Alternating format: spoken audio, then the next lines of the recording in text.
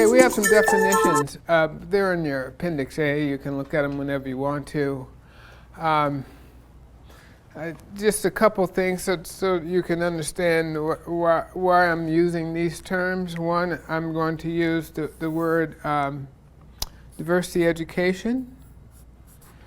What I mean by diversity education is all the things that would go into a diversity initiative that would lead to people being more culturally competent than they would before they were exposed to it. So diversity training could be a part of that. Workshops on new policies and procedures for inclusion. Videos, newsletters, multicultural affairs, panel discussions, holidays, celebration, anything. So a lot of times people just throw a whole bunch of diversity best practices out there and hope something will stick. We believe that it has to be in a diversity education program, because if you call it a diversity education program, then that means you're putting things together not in a haphazard way, but you put them together in a way that makes some sense because you've got some goals and objectives. So one of the things I'm going to try to get across to you later on, with a little more effort than now, is that if you're going to put together a diversity initiative, you have to have actionable objectives. By that I mean objectives that you're asking, you're telling people that by the end of it being exposed to it, they should be able to do something that they couldn't do before.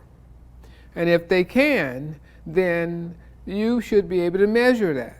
So you make diversity initiative goals, objectives actionable, because you can measure actionable goals and objectives. And by doing so, you can track how well your diversity initiative has been effective, the effectiveness of the program.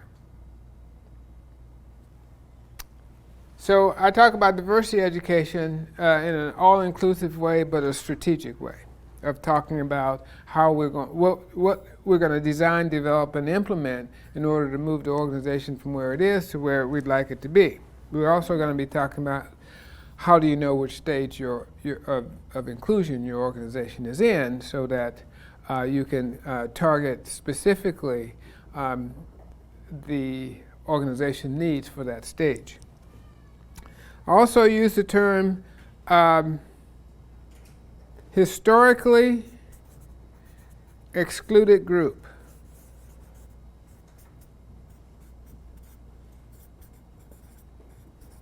Or HEGs. What are HEGs? HEGs is my way of referring to what has been referred to most commonly as minorities. Well, why do I do that? Well, one of the challenging parts of using the word minority today, that some of my colleagues have challenged me and others on, is that if you look at places like California, there's a demographic shift.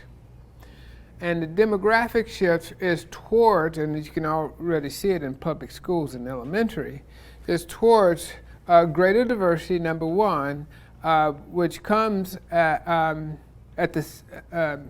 which by default leads to fewer white Americans and more people who are non-white.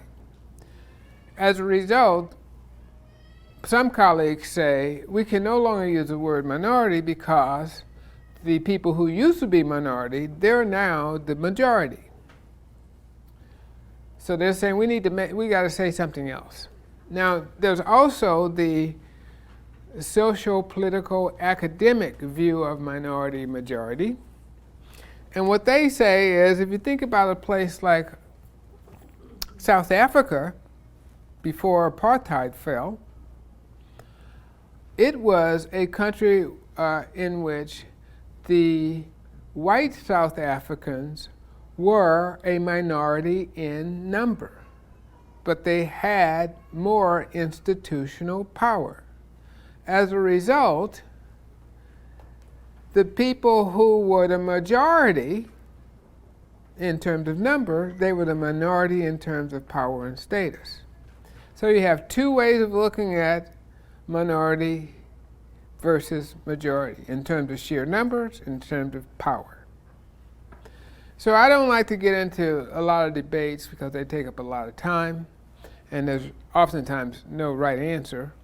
So I've begun to use this word, historically excluded group, or HEGs, because that is just one way of trying to get around that debate.